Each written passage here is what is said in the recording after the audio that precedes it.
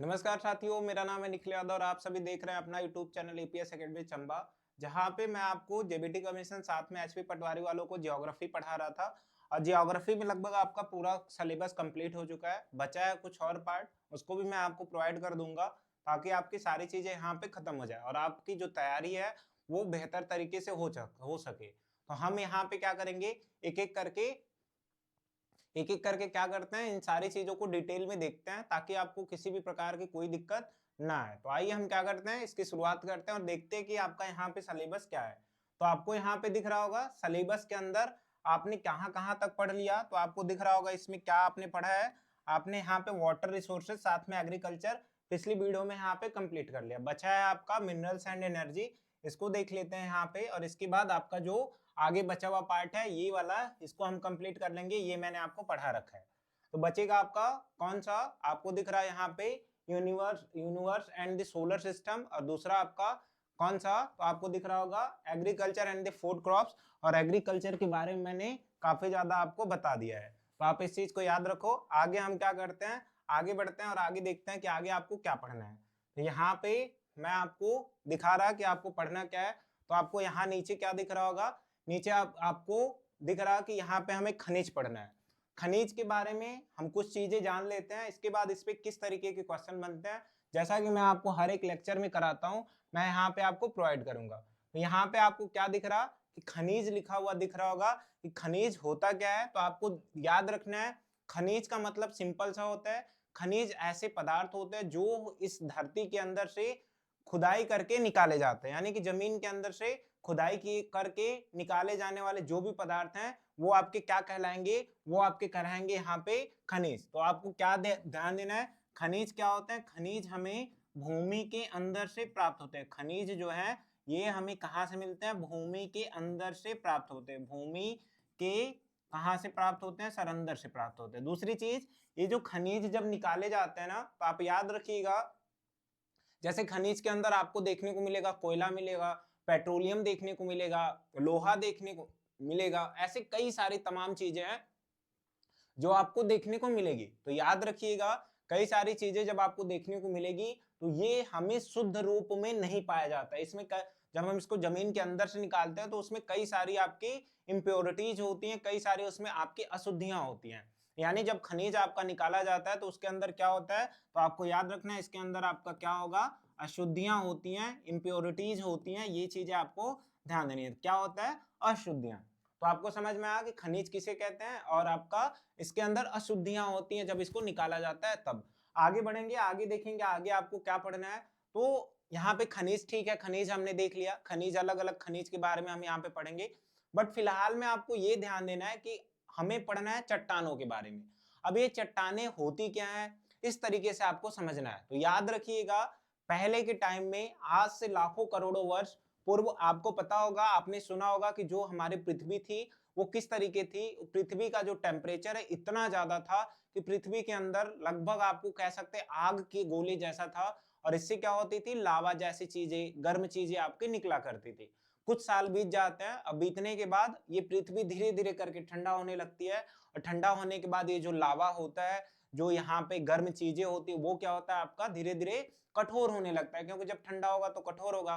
तो जब वो कठोर होगा तो याद रखिएगा वही बाद में आपका चट्टानों के रूप में परिवर्तित हो जाती है, रॉक्स के रूप में आपका परिवर्तित हो जाती है, परिवर्तित हो जाती है। तो याद रखिएगा, ठंडे होने के बाद जो पहली चट्टान बनी वो कौन सी बनी, अगर उसमें कुछ चेंजेस किया जाए तो कौन सी चट्टान मिलेगी, और उसमें अगर चेंज करें तो हमें कौन सी चट्टान मिलेगी, ये चीजें आपको ध्यान देनी है। तो याद रखिएगा, सबसे पहली जो चट्टान पृथ्वी पे बनती है वो कौन सी चट्टान थी। तो आपको याद रखना है, जो पहली चट्टान पहली बार बनी थी इस पूरे अर्थ पे वो कौन थी, आपकी आग्नेय चट्टान है, जिसको हम लोग इग्नियस रॉक के नाम से जानते हैं। तो आपको ध्यान देना है, जो पहली चट्टान बनी थी वो चट्टान आपकी कौन थी। तो याद रखिएगा, सबसे पहली जो चट्टान बनी वो कौन सी थी, आपकी इग्नियस रॉक, आग्नेय चट्टानें क्या बोल सकते हैं, ये सबसे पहले चट्टान है। ये क्या है, तो याद रखिएगा, ये सबसे पहली बनी पृथ्वी पर चट्टान है। सबसे पहली चट्टान हमारे पृथ्वी पर कौन सी बनी, तो आपको याद रखना है वो कौन सी बनी थी, आपका आग्नेय चट्टान। सिंपल सा। तो सर हमसे यहाँ पे क्वेश्चन क्या पूछा जाएगा कि सबसे पुरानी चट्टान कौन सा है? आग्नेय चट्टान। इसके अलावा और क्या पूछा जाता है सर? तो आपको याद रखना है कि आपको यहाँ पे एक चीज पूछा जाएगा, इसके एग्जाम्पल दे देंगे और पूछेंगे कि इसमें से कौन सा चट्टान है। आपको कई सारे एग्जाम्पल तीनों ऑप्शन में दे दिए जाएंगे कि ये कौन सा चट्टान है, ये आपसे पूछा जाएगा। तो ये आपको ध्यान देना है। याद रखिएगा, मैं यहाँ पे कुछ एग्जाम्पल दे रहा ताकि आप इसको पढ़ के क्या करो, यहाँ पे चट्टानों के बारे में बिल्कुल डिटेल में देख सको। तो यहाँ पे कुछ नाम आपको याद रखने हैं, कौन कौन से, बस सिंपल सा आपको चट्टान के एग्जाम्पल याद रखने, यहाँ से ये क्वेश्चन आपके बनते हैं। दूसरी चीज हम यहाँ पे क्या देखते हैं कि इन चट्टानों में याद रखिएगा, जब इनके टेम्परेचर को बढ़ाया जाएगा, इनकी प्रेशर को बढ़ाया जाएगा, तो ये एक दूसरे में कन्वर्ट हो जाते हैं।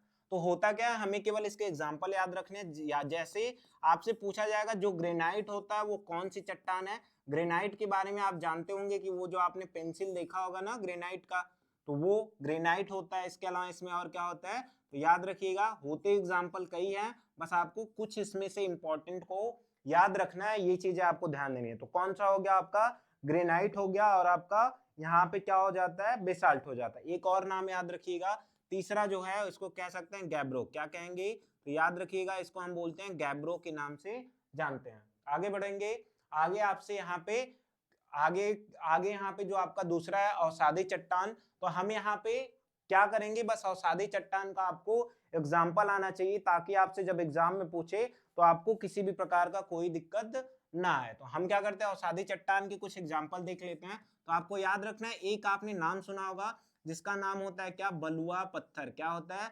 बलुआ पत्थर, जिसको इंग्लिश में हम क्या क्या कहते हैं, तो आपको याद रखना है इंग्लिश भी, इसको हम कहते हैं सैंड स्टोन। क्या कहते हैं, तो याद रखिएगा, इसको हम कहते हैं सैंड स्टोन। तो एग्जाम में इससे दे देंगे आपको तीन, एक इसमें से बोलेगा निम्न में से कौन सा अवसादी चट्टान है, तो आपको उसका आंसर यहाँ पे करना पड़ेगा। तो कौन सा हो गया, बलुआ पत्थर। इसके अलावा और भी कुछ आपको मैं बता दे रहा, जिसमें एक नाम होता है जिसको बोलते हैं चूना पत्थर। कौन सा, तो याद रखिएगा, चूना पत्थर। और एक और होता है जिसको हम बोलते हैं सेल या सेल, इसके नाम से जानते हैं।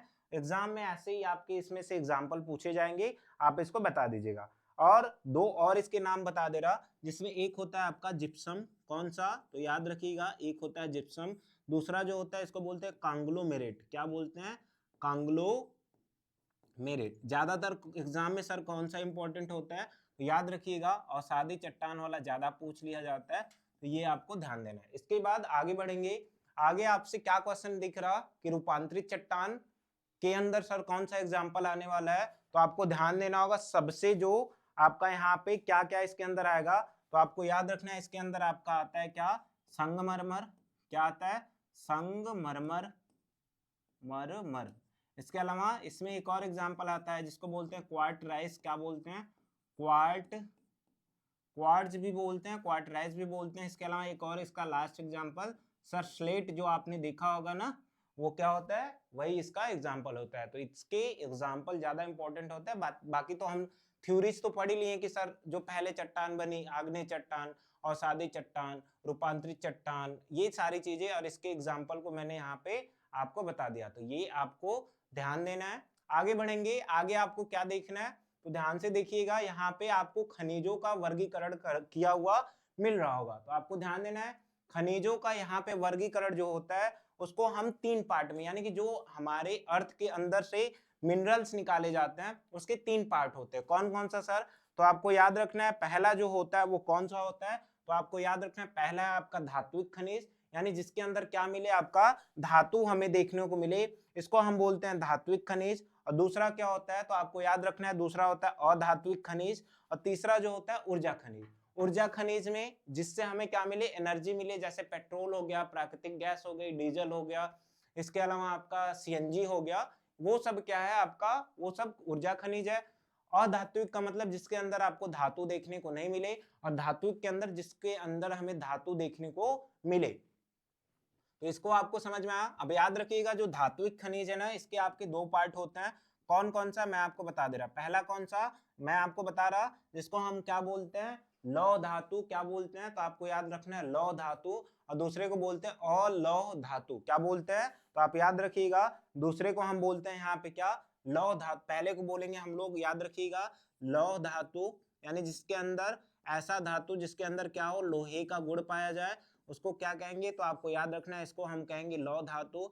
दूसरा जो होता है उसको बोलते हैं अलौह धातु, यानी जिसके अंदर क्या हो, लोहे की क्वालिटी ना पाई जाए, भले वो आपका धातु हो, इसको हम क्या कहते हैं, तो याद रखिएगा, इसको हम बोलते हैं अलौह धातु। एक और लास्ट होता है जिसमें हम बहुमूल्य जो धातुएं होती हैं उनके बारे में बात करते हैं, जैसे सोना हो गया, चांदी हो गया, हीरा हो गया, ये सब क्या है आपका, कह सकते हैं वो भी धातु होती हैं, बट वो क्या होती है, बहुमूल्य होती हैं, कीमतें उनकी ज्यादा होती है, इसीलिए इसको हम क्या कहते हैं, बहुमूल्य धातु के नाम से जानेंगे। तो ये आपको ध्यान देना है। आपका खनिज जो होते हैं, तीन जो खनिज निकलेंगे उसमें तीन प्रकार, एक आपका धात्विक खनिज, दूसरा आपका अधात्विक खनिज, और तीसरा आपका ऊर्जा खनिज, जिसमें धात्विक के तीन आपके पार्ट्स होते हैं, जिसमें आपको याद रखना है, पहला होता है लौह धातु, दूसरा कौन सा होता है, तो आपको याद रखना है अलौह धातु, और तीसरा आपका बहुमूल्य धातु। तो ये चीजें आपको याद रखनी है। उम्मीद कर रहा ये तीन चीजें आपको समझ में आ गई होंगी। अगर आपको इसका एग्जाम्पल पूछ लिया जाए तो याद रखिएगा, पहले वाले का एग्जाम्पल जैसे लोहा हो सकता है, इसके अलावा आपका यहाँ पे और क्या हो सकता है, मैग्नीज हो सकता है, और लौह धातु की यहाँ पे अगर मैं बात करूँ तो उसमें आपका सीसा हो जाएगा, जस्ता हो जाएगा, बॉक्साइट होगा। तो ये आपको ध्यान देना है, इसके एग्जाम्पल यहाँ से क्वेश्चन पूछ लिए जाएंगे, तो आप इसको याद रखिएगा। आगे आपको क्या दिख रहा है, अधात्विक खनिज, यानी ऐसे खनिज जिसमें आपका क्या मिले, जिसमें आपका क्या मिले, धातु नहीं मिले, तो ऐसे को क्या कहते हैं, याद रखिएगा, ऐसे खनिज को कहते हैं अधात्विक खनिज। अब इसके अंदर कुछ आप एग्जाम्पल याद रखिएगा, एग्जाम में पूछे जाते हैं, इसीलिए मैं इसके एग्जाम्पल बता दे रहा। क्या होता है, एक पूछा जाता है अभ्रक के बारे में, दूसरा होता है इसके अंदर आपका पोटास, और तीसरा जो होगा वो होगा आपका सल्फर। इसके अलावा भी कई सारे पाए जाते हैं, बट आपको कुछ इंपॉर्टेंट नाम याद रखने हैं। मैं इसके बारे में कुछ और चीजें आपको बता दे रहा। अभ्रक के बारे में क्यों याद रखना है, क्योंकि अभ्रक जो है कई सारी चीजों में यूज किया जा सकता है, अलग अलग मशीनों में, विद्युत के अंदर ये सारी चीजें यूज की जाती हैं, इसीलिए अभ्रक को आपको ज्यादा याद रखना है। और सबसे एक और चीज इंपॉर्टेंट मैं आपको बता दे रहा, जो भारत में सबसे ज्यादा अभ्रक का उत्पादन है वो कौन सा राज्य करता है, तो आपको याद रखना है, जो सबसे ज्यादा जो इसका उत्पादन है वो कौन सा राज्य करेगा, तो याद रखिएगा नाम इसका, मध्य प्रदेश इसका ज्यादा उत्पादन करता है, एमपी इसका ज्यादा उत्पादन करेगा। तो यहाँ से क्वेश्चन एग्जाम में पूछा जाता है, तो आपको ये ध्यान देना है।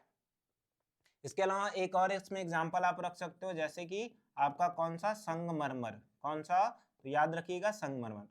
ऊर्जा खनिज में आपको पता ही है, इसके अंदर क्या आ सकता है सर, पेट्रोलियम आ सकता है, इसके अलावा क्या आ जाएगा आपका, पेट्रोलियम आ जाएगा, इसके अलावा और क्या आएगा आपको पता है, इसके अंदर आपका कोयला आ जाएगा, क्या आ जाएगा, तो आप याद रखिएगा कोयला आ जाएगा। इसके अलावा और क्या आ सकता है, कोयला के अलावा इसमें आपका सीएनजी आ सकता है, जिससे हमें क्या मिले, एक प्रकार से ऊर्जा मिले, वो सब आपका ऊर्जा खनिज के अंतर्गत आ जाएगा। तो तीन पार्ट में आपका ये डिवाइड हो गया। तो हम क्या करते हैं, यहाँ पे इसके तीन पार्ट को देख लेते हैं, इसके बाद हम यहाँ पे आगे बढ़ेंगे और आगे देखेंगे कि आगे आपको क्या पढ़ना है।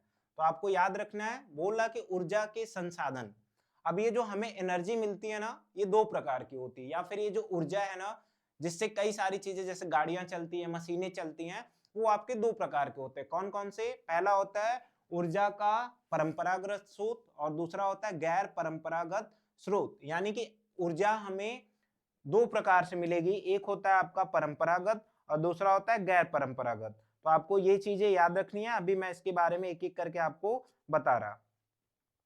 तो आप इस चीज को समझिएगा, इसमें हम क्या होता है याद रखिएगा, जैसे कि ऊर्जा के परंपरागत स्रोत का मतलब क्या होगा, ऐसी ऊर्जा जो हमें क्या मिले, यानी कि ऐसी ऊर्जा के स्रोत जहां से हमें जो ऊर्जा है ना वो क्या हो, एक बार मिले और बाद में वो खत्म हो जाए तो हम उसको दोबारा से प्राप्त नहीं कर सकते। और उसको क्या कहते हैं, तो मैंने आपको कल पढ़ा रखा था कि अनवीकरणीय संसाधन जो कहते हैं, यानी कि इसके अंदर क्या आएगा, अनवीकरणीय, इसको ऊर्जा के स्रोत कह सकते हैं, अनवीकरणीय। अनवीकरणीय का मतलब मैंने आपको कल क्या बताया था, कि ऊर्जा के ऐसे स्रोत, याद रखिए, मतलब कि अनवीकरणीय का मतलब ही होता है जिनको हम दोबारा से प्राप्त नहीं कर सकते, इसको क्या कहेंगे, अनवीकरणीय। तो याद रखिएगा, ऊर्जा के कुछ ऐसे स्रोत होते हैं जैसे कोयला हो गया, पेट्रोलियम हो गया, ये सब ऐसे होते हैं कि हम एक बार इनको खत्म कर देंगे ना तो इनको बनने में लाखों करोड़ों वर्ष लगेंगे, जिसकी वजह से हमारी आवश्यकता पूरी नहीं होगी। तो इसीलिए इसको अनवीकरणीय बोला गया। इसके अंदर क्या आ सकता है, तो आपको याद रखना है, इसको हम बोल सकते हैं ये है, इसमें पेट्रोलियम आ जाएगा। इसके अलावा आपका इसमें क्या आ जाएगा, आपका कह सकते हैं कि कोयला आ जाएगा। ये सब क्या है, कह सकता हूं कि ये आपके ऊर्जा के और नवीकरणीय संसाधन है या फिर ऊर्जा के परंपरागत स्रोत हैं। आपको ध्यान देना है, एग्जाम्पल दे के आपसे पूछेगा इसमें से परंपरागत स्रोत कौन सा है और कौन सा नहीं है। तो आपको ये चीजें याद रखनी है। इसमें दो आप एग्जाम्पल याद रखिएगा। और इसके अंदर क्या आ सकता है, तो आप याद रखिएगा, इसके अंदर आपका सीएनजी आ सकता है, यानी कि कंप्रेस्ड नेचुरल गैस, प्राकृतिक गैस आपका आ सकता है। अगर मैं बात करूं यहाँ पे गैर परंपरागत स्रोत का, तो याद रखिएगा इसमें आपका क्या आएगा, तो आपको ध्यान देना है, गैर परंपरागत स्रोत का मतलब हमें मतलब ऊर्जा मिले लेकिन वो क्या हो, उसको हम बाद में नवीकरण भी कर सके, यानी एक बार यूज करने के बाद दोबारा। जैसे कि क्या, जैसे में आपको पता है हमें सौर ऊर्जा से ऊर्जा तो जरूर मिलेगी, अगर ये खत्म हो जाएगी तो दोबारा से हम इसको प्राप्त कर सकते हैं। पवन ऊर्जा को भी हम दोबारा से प्राप्त कर सकते हैं, पवन ऊर्जा को। जैसे कि आपको पता है परमाणु जो ऊर्जा होती है, एटॉमिक एनर्जी होता है, उसको भी हम दोबारा से प्राप्त कर सकते हैं। तो ये सब आपका परमाणु ऊर्जा जो है, इन सबको हम दोबारा से प्राप्त कर सकते हैं, लेकिन एक बार इन सबका खत्म हो जाने के बाद हम इसको दोबारा से प्राप्त नहीं कर पाएंगे। तो आपको ध्यान देना है, ऊर्जा के दो स्रोत होते हैं, ये आपके लिए इंपॉर्टेंट है। आगे बढ़ेंगे, आगे आपसे क्या पूछ रहा, यहाँ पे कुछ स्रोत दिए गए हैं, पहले परंपरागत और फिर आपका गैर परंपरागत। तो हम इसको देख लेते हैं, इंपॉर्टेंट है, यहाँ से क्वेश्चन एग्जाम में पूछे जाते हैं, तो आप इसको याद रखिएगा। तो क्या आपको दिख रहा, आपको यहाँ पे जस्ट एक मिनट, हाँ यहाँ पे आपको कोयला के बारे में याद रखना है।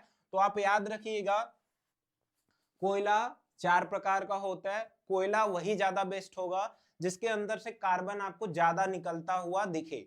तो इसमें आपको कोयला के 4 प्रकार दिख रहे हैं, पीट कोयला, बिटुमिनस कोयला, एंथ्रासाइट और लिग्नासाइट।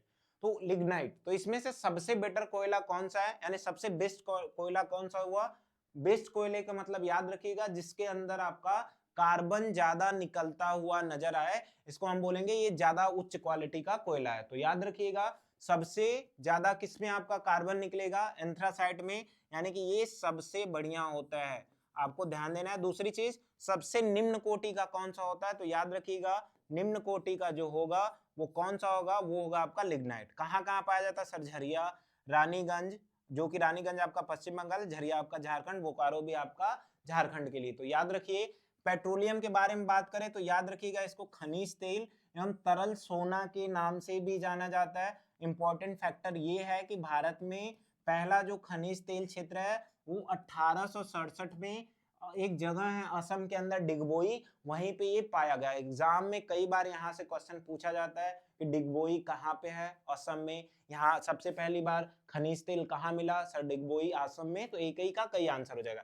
इसके अलावा अब प्रेजेंट टाइम की बात करें तो याद रखिएगा 63% भारत का जो खनिज तेल है वो मुंबई हाई से मिलता है, ये आपको ध्यान देना है। 18% आपका गुजरात से और 16% आपका असम से, यानी फिलहाल में सबसे ज्यादा मुंबई हाई से मिल रहा, सबसे पहली बार हमें असम डिगबोई से मिला था। और असम जो है भारत का सबसे पुराना तेल उत्पादक राज्य है। इंपॉर्टेंट पॉइंट है, आपको ध्यान देना है, यहां से क्वेश्चन पूछे जाएंगे। प्राकृतिक गैस क्या है सर, वही सीएनजी के बारे में बात कर रहा। सीएनजी के बारे में फुल फॉर्म याद रखिएगा, कंप्रेस नेचुरल गैस। होता क्या है, ये थोड़ा सा प्योर होता है, इससे खाना वाना जो होता है ये शुद्ध अवस्था में बनाया जाता है। एक प्रकार से दूसरे जो अन्य उपकरण है, मतलब कि अन्य जो स्रोत है वहां से ज्यादा कह सकते हैं प्रदूषण फैलता है, यहाँ से नहीं होता। बस आपको ध्यान देना है। विद्युत क्या है सर, विद्युत भी ऊर्जा का परंपरागत स्रोत है, यानी कि ये भी खत्म हो जाएगा तो फिर दोबारा नहीं बनने वाला। और याद रखिएगा ये दो प्रकार से होता है, एक तो ऐसा जो क्या हो जैसे जल वल से मतलब अपना बने, और दूसरा क्या, आपको पता है विद्युत को हम कोयले से भी बना सकते हैं। तो बस आपको ये चीजें याद रखनी है। आगे बढ़ेंगे, अगला क्या है आपसे दिख रहा होगा अब, यानी कि आपका जो मिनरल वाला पार्ट है। अब जो आपको लगेगा कि मैंने वो क्यों नहीं पढ़ा, क्या बोलते हैं आपका, कह सकते हैं ऊर्जा के गैर परंपरागत स्रोत, तो उसमें पवन ऊर्जा है, सौर ऊर्जा है, इसके बारे में आपको उतना जानना है नहीं, तो इतनी चीजें आप याद रखिएगा। आगे है विनिर्माण, यानी कि मैन्युफैक्चरिंग। अब मैन्युफैक्चरिंग का मतलब क्या होता है कि हम क्या करेंगे सर, पहले प्राइमरी सेक्टर से सामान को, कच्चे माल को लेके आएंगे, फिर उसको फैक्ट्री के अंदर बनाएंगे और बना करके प्रोडक्ट हम बाहर बेचेंगे, तो इसी को क्या कहते हैं, विनिर्माण के नाम से जानते हैं, मैन्युफैक्चरिंग के नाम से जानते हैं। अब आपको एक चीज याद रखनी है, इसमें क्या होगा, हम फैक्ट्री का यूज करेंगे, यानी कि कच्चे माल को लेके आएंगे और वहां पे फैक्ट्री का यूज करेंगे और वहीं पे चीजों को बनाएंगे। तो आपको ध्यान देना ये कौन से सेक्टर में आएगा, ये आपका सेकेंडरी सेक्टर में आएगा। इंपॉर्टेंट है, क्वेश्चन पूछा जाता है।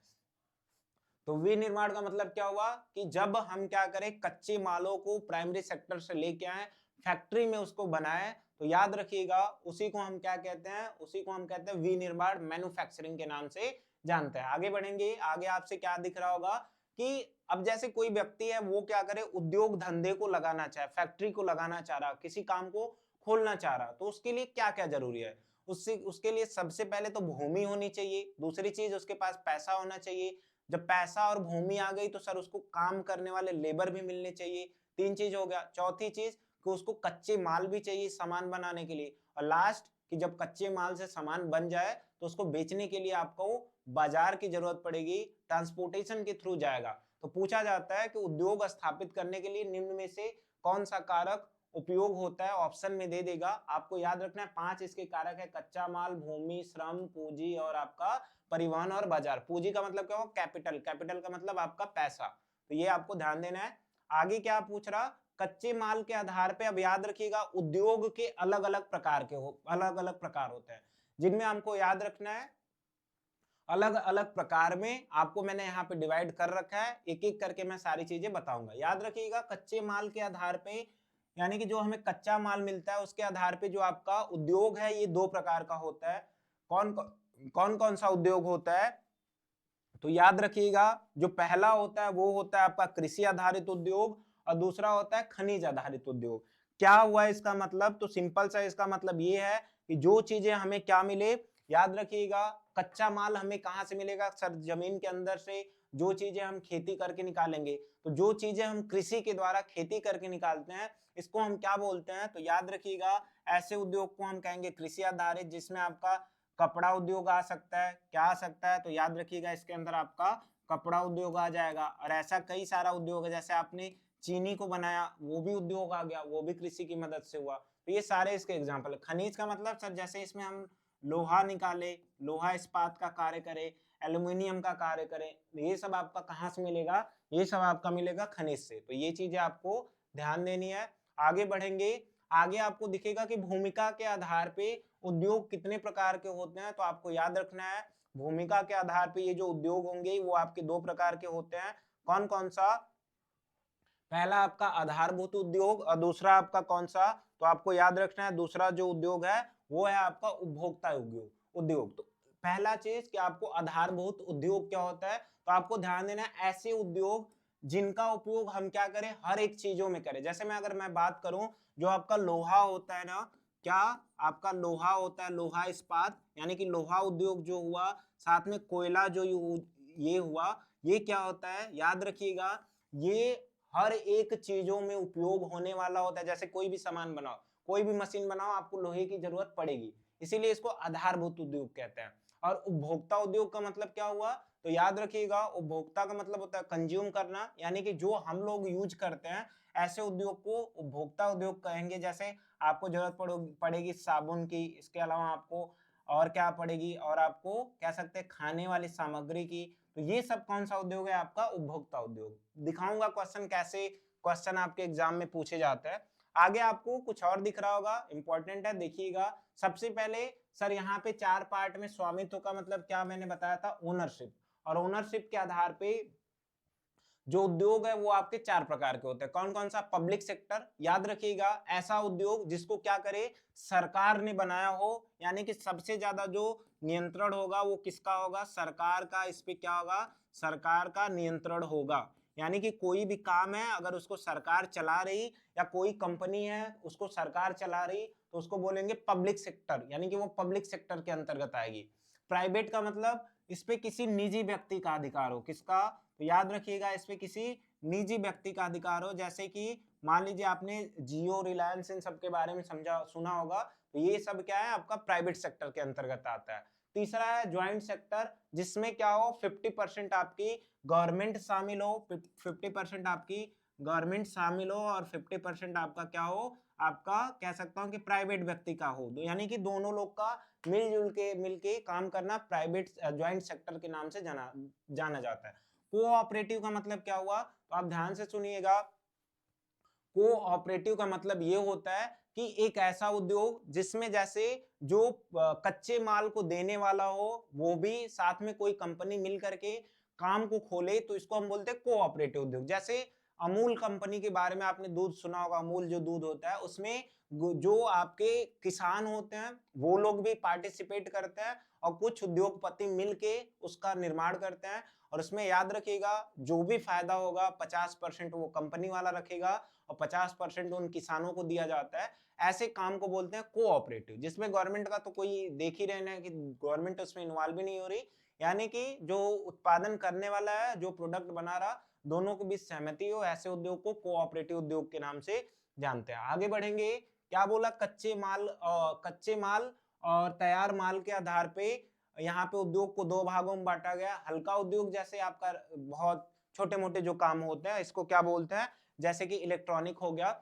ये आपका हल्के उद्योग में आएगा। कौन सा, तो आपको याद रखना है इलेक्ट्रॉनिक क्या हो गया आपका हल्के उद्योग में आएगा, जबकि लोहा इस्पात हो गया ये सब किस में आएगा, तो आपको याद रखना है ये भारी उद्योग में आएगा। कुछ और चीजें यहाँ पे आपको लिखी हुई मिलेंगी, बता देता हूँ, फिर आपका यहाँ पे थोड़ा सा इंपॉर्टेंट है, आप इसको देखिएगा, फिर हम क्वेश्चन की प्रैक्टिस करेंगे। कपड़ा उद्योग, तो आपको याद रखना है भारत का सबसे पुराना जो उद्योग है, पूछा जाता है भारत का सबसे पुराना उद्योग कौन सा है, भारत का सबसे पुराना उद्योग जो है वो कौन सा है, तो आपका कपड़ा उद्योग है। ये चीजें आपको ध्यान देनी है। देश के कुल उत्पादन, यानी कि देश में जितना भी चीजें बनाई जाती हैं, जितने भी प्रोडक्ट बनाए जाते हैं, 14% आपकी क्या है, तो याद रखिएगा 14% आपका कपड़ा है, ये बात आपको याद रखनी है। आगे देखते हैं, आगे क्या है आपको याद रखना है, तो आपको देखिएगा कृषि के बाद, यानी कि सबसे ज्यादा पुराना उद्योग कपड़ा है, लेकिन सबसे ज्यादा उद्योग कौन सा है आपका कृषि, और उसके बाद ये कपड़ा वाला आता है, यानी कि दूसरे नंबर पे आता है। दूसरी चीज, जो हमारे देश की जीडीपी है ना, जीडीपी में 4% ये अपना योगदान देता है, कौन सा, कपड़ा उद्योग। तो ये सारे फैक्ट्स हैं, फैक्ट को याद करने पड़ेंगे। आगे बोला सूती कपड़ा उद्योग, तो पहला बोला पहली सूती वस्त्र उद्योग 1834, सॉरी ये 1834 नहीं 1854 में होगा, कहाँ लगाया गया था, मुंबई में। यानी कि पहली जो आपकी सूती मिल बनी थी वो आपका 1854 में मुंबई में बना था। भारत क्या करता है सर, जापान को सूती वस्त्र निर्यात करता है, केवल जापान को नहीं बल्कि सारे देश के, विश्व के अन्य देशों को भी ये अपने सूती उद्योग को देता है, यानी कि सूती वस्त्र को बेचता है। इसके अलावा चीन के बाद, यानी चीन पहले नंबर पे है और दूसरे नंबर पे भारत है, जिसके पास कह सकता हूं कि यहाँ पे सूती कपड़े का उत्पादन करने का यहाँ पे क्षमता ज्यादा होती है। सूती धागे विश्व व्यापार में भारत की हिस्सेदारी का लगभग 1/4, यानी कि भारत क्या करता है, पूरे विश्व में 25% सूती धागों का उत्पादन करता है और बाकी 75% में सारे देश करते हैं। इसके बाद हम यहाँ पे आगे बढ़ते हैं, आगे कुछ और चीजें लिखी गई हैं, ध्यान दीजिएगा। भारत जो है, भारत विश्व में जो जूट, एक चीज याद रखिए, दो चीजें होती हैं, एक होता है उत्पादन और दूसरा होता है निर्यात करना। उत्पादन का मतलब हम हमारे यहाँ चीजें बनाई जा रही, लेकिन हम उसको ज्यादा अगर बेच नहीं रहे हैं, तो याद रखिए आपके यहाँ पे उत्पादन ज्यादा होगा, आपका निर्यात ज्यादा नहीं होगा। आप याद रखिएगा निर्यात का मतलब होता है बेचना भी, लेकिन भारत क्या करता है, कुछ चीजों को खुद भी उपयोग करेगा। तो आपको ध्यान देना है कि भारत सबसे ज्यादा बड़ा उत्पादक है जूट का, और निर्यातक कौन है, तो आपको याद रखना है निर्यातक है बांग्लादेश। कौन है, तो आपको याद रखना निर्यातक है बांग्लादेश, क्योंकि जब आपका बांग्लादेश बना, डिवाइड हुआ, हमारे भारत का विभाजन हुआ, तो वहां पे ज्यादातर जो जूट का उत्पादन होता है वो पश्चिम बंगाल की साइड होता है, तो कुछ चीजें उधर चली गई जिसकी वजह से वहां पे भी होता है। तो आपको याद रखना है 70 जूट मिले कहाँ है, आपके पश्चिम बंगाल में। पहला पटसन उद्योग कोलकाता के निकट रिसारा में 1855 में हुआ था। इंपॉर्टेंट पॉइंट है, यहाँ से क्वेश्चन आपके एग्जाम में पूछा जाएगा। चीनी उद्योग, भारत चीन का दूसरा स्थान है, मैंने पहले बता रखा है कि ब्राजील पहला है। 60% चीनी को उत्तर प्रदेश और बिहार मिलके बनाते हैं, कोऑपरेटिव सेक्टर इसमें ज्यादा होते हैं, याद रखिएगा। आगे कुछ और चीजें हैं, बस ये शायद लास्ट स्लाइड है, इसके बाद आपका कंप्लीट खत्म हो जाएगा। इसके बाद एक और है, बोला लोहा इस्पात। एक चीज याद रखी, मैंने बताया लोहे को क्या बोला जाता है, आधारभूत उद्योग। क्वेश्चन पूछा जाता है। विश्व में इसका 9वां स्थान है भारत का। ज्यादातर लोहा इस्पात कहाँ बनता है, छोटे नागपुर के पठार में, जो कि आपका झारखंड में है। एल्यूमिनियम प्रगलन का मतलब क्या होता है, प्रगलन का मतलब होता है गलाना। तो जो भारत में एल्यूमिनियम प्रगलन है ना, ये दूसरा सबसे महत्वपूर्ण धातु शोधन है, याद रखिएगा। इसके बाद एल्यूमिनियम को अक्सर मिश्र धातु में बनाने के लिए उपयोग किया जाता है। मतलब दो अलग अलग धातुओं को अगर आपस में मिला के बनाना है, कोई ढांचा देना है, तो उसके लिए एल्यूमिनियम का उपयोग किया जाएगा। भारत में एल्यूमिनियम प्रगलन के लिए 8 प्लांट है, जिसमें सबसे इंपॉर्टेंट है, आपको याद रखिएगा, नालको और बाल्को, ये उड़ीसा में है। पूछा जाता है कि नालको और बाल्को ये जो स्थान है किसके लिए फेमस है, तो याद रखिएगा एल्यूमिनियम प्रगलन के लिए। और इसका उपयोग किसके लिए किया जाएगा, मिश्र धातुओं को बनाने के लिए। लास्ट स्लाइड है, क्वेश्चन स्टार्ट हो जाएगा। आपको ध्यान देना है, भारत में जो है मैंने बता रखा है कि भारत जो है उर्वरक का निर्यात नहीं करता, या फिर कह सकते हैं उर्वरक को आयात करता है, मंगाता है। क्यों, क्योंकि भारत के अंदर इसकी कमी है। तो क्या बोला, भारत जो है नाइट्रोजन युक्त उर्वरक का उपयोग मतलब कि बनाने वाला भारत विश्व का तीसरा देश है। भारत क्या करता है, पोटास का आयात करता है, क्योंकि हमारे यहाँ पे होता नहीं है। सीमेंट उद्योग में याद रखिए, सीमेंट को बनाने के लिए इन सारी 4 पार्ट्स का यूज किया जाता है, चूना पत्थर, सिलिका, एल्यूमिना और जिप्सम। गुजरात में सीमेंट के कई सारे कारखाने हैं। और याद रखिएगा, भारत में जो आईटी सेक्टर होते हैं ना, जो सूचना और प्रौद्योगिकी केंद्र, इसका जो केंद्र है वो है आपका बेंगलोर। तो आपको ये भी ध्यान देना है, यहाँ से भी क्वेश्चन पूछे जाएंगे। इतनी चीजें इंपॉर्टेंट थी, एमसीक्यू को यहाँ पे देख लेते हैं, फिर आपका ये भी कंप्लीट हो जाएगा। तो आपको यहाँ पे क्या ध्यान देना, हम जल्दी जल्दी यहाँ पे क्वेश्चंस को कर लेते हैं। क्या बोल रहा है कि खनिज कौन सा आधारभूत खनिज है, तो आपको दिख रहा होगा यहाँ पे जो लोहा होता है इसको आधारभूत खनिज के नाम से जानते हैं। आगे आपको दिखेगा कि मुंबई हाई प्रसिद्ध क्यों है, मैंने बताया यहाँ पे पेट्रोलियम का शोधन किया जाता है, यानी कि तेल शोधन कारखाने यहाँ पे हैं। आगे बढ़ेंगे, अगला क्वेश्चन है एल्यूमिनियम बनाने हेतु किसका उपयोग किया जाता है, तो इस क्वेश्चन को मैं कराता हूं अभी। आगे क्या बोल रहा है आपसे, अगला क्वेश्चन, हेमेटाइट किसका अयस्क है, तो आप याद रखिएगा ये लोहे का है। आगे क्या है कि निम्न में से कौन सा ऊर्जा का परंपरागत स्रोत है, तो मैंने बताया कि इसमें आपका जो कोयला है ये यहाँ पे परंपरागत स्रोत है, क्योंकि ये एक बार खत्म होने के बाद दोबारा से प्राप्त होने में बहुत टाइम लग जाएगा। निम्न में से कौन सा गैर परंपरागत है, तो आपको सौर ऊर्जा और पवन ऊर्जा दोनों दिख रहा, ऑप्शन नंबर सी इसका करेक्ट हो जाएगा। आगे क्या, निम्न में से कौन सा राज्य तांबा का उत्पादन अधिक करेगा, तो आपको याद रखना है तांबा का जो सबसे ज्यादा उत्पादन करता है वो होगा आपका मध्य प्रदेश। तो ये चीजें आप ध्यान दीजिएगा। आगे आपसे क्या पूछ रहा, झरिया प्रसिद्ध है या कोरबा, तो मैंने क्या बोला कि ये आपका कोयले के लिए प्रसिद्ध होते हैं, झरिया के बारे में भी मैंने आपको बताया। आगे क्या है, विनिर्माण कौन सा सेक्टर में आता है, तो मैंने बताया ये सेकेंडरी सेक्टर में आता है। आगे क्या बोल रहा कि औद्योगिक स्थान की उपलब्धता के लिए कौन कौन प्रभावित होते हैं, बाजार चाहिए, श्रम चाहिए, कच्चा माल चाहिए, और कौन सा, तो याद रखिएगा ऑप्शन नंबर डी इसका करेक्ट हो जाएगा। भारत का प्राचीनतम विशाल उद्योग कौन सा है, अगर कृषि होता तो सर हम कृषि लगा देते, बाकी फिर इसमें आपको पता है भारत का जो सूती वस्त्र उद्योग है विश्व में पहले से ही प्रसिद्ध है। आगे है, रोजगार सृजन के मामले में भारत का दूसरा सबसे बड़ा उद्योग है जो 35 मिलियन लोगों को रोजगार देता है। याद रखिएगा कृषि पहले पे आता है, जबकि दूसरे पे आपका कपड़ा उद्योग आएगा, तो ये चीजें आपको ध्यान देना है। बोला कि देश का एकमात्र उद्योग जो मूल्य श्रृंखला में आत्मनिर्भर और पूर्ण है, और साथ में अर्थात कच्चे माल को लेकर के उच्चतम मूल्य वर्धित उत्पादों तक, मतलब कि देश में सबसे ज्यादा कहाँ उत्पादन होता है कच्चे मालों का, तो ये तो आपको पता है कृषि में होता है, तो ऑप्शन नंबर ए इसका करेक्ट हो जाएगा। कुछ और क्वेश्चन है देख लीजिएगा।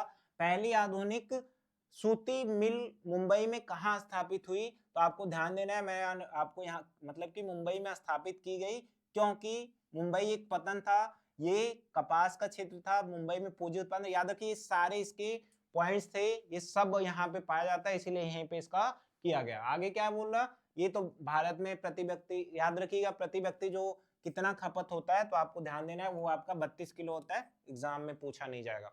आगे बढ़ते हैं, कुछ क्वेश्चन है, भारत में 60% चीनी मिले कहाँ स्थित है, तो आपको ध्यान देना है वो है आपका उत्तर प्रदेश और आपका बिहार में। आगे बढ़ेंगे, अगला क्वेश्चन, पहली जूट मिल 1859 में रिसरा में स्थापित हुई, कहाँ पे, सर कोलकाता में, मैंने आपको ये भी बताया। आगे आपको कुछ और क्वेश्चन देखने को मिलेंगे, भारत कच्चे जूट और जूट के सामान का सबसे बड़ा उत्पादक है, और के रूप में दूसरा स्थान है, मतलब कि किसके बाद ये पहला निर्यातक कौन है? पहला तो आपको पता है कि बांग्लादेश है, और दूसरे नंबर पे कौन सा आएगा? दूसरे नंबर पे भारत है। तो यही बोला, बांग्लादेश के बाद निर्यातक कौन है? भारत है। और उसके पहले कौन है, वही आपसे पूछा था। भारत विश्व के कच्चे इस्पात उद्योगों में किस स्थान पे है? इसको छोड़ दीजिएगा। आगे क्या आपको कुछ क्वेश्चन और दिख रहे होंगे? कौन सा शहर भारत का इलेक्ट्रॉनिक राजधानी है? IT sector sir Bengaluru. तो यहाँ पे आपके कुछ क्वेश्चन यहाँ पे एक दो छूटे हैं, उसको भी मैं आपको करा दूंगा। बाकी फिर हम क्या करेंगे, आगे सारी चीजों को देखेंगे। एक चीज और यहाँ पे क्वेश्चन है, चूना पत्थर सिलिका जिप्सम किस उद्योग के कच्चे माल है? सर सीमेंट में उपयोग होते हैं। और देखता हूँ और क्वेश्चन है, तो आपको ये चीजें ध्यान देनी है।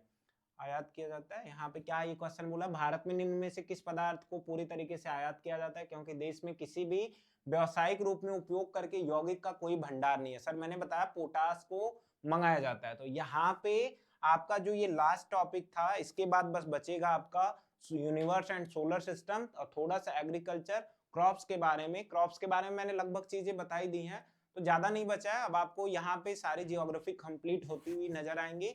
एक दिन और आपको लगेगा, फिर सारी चीजें कंप्लीट हो जाएंगी। तो उम्मीद करता हूँ ये सारी चीजें आपको समझ में आई होंगी। कॉन्सेप्ट पे ज्यादा ध्यान दीजिए, क्योंकि वहां से कई सारे एमसीक्यू बनेंगे। तो मिलते हैं फिर आपसे अगले वीडियो में। तब तक के लिए आप सभी का धन्यवाद। अगर आपने अभी तक चैनल को सब्सक्राइब नहीं किया है तो सब्सक्राइब कर लीजिएगा, साथ में अपने दोस्तों तक शेयर कीजिए। धन्यवाद।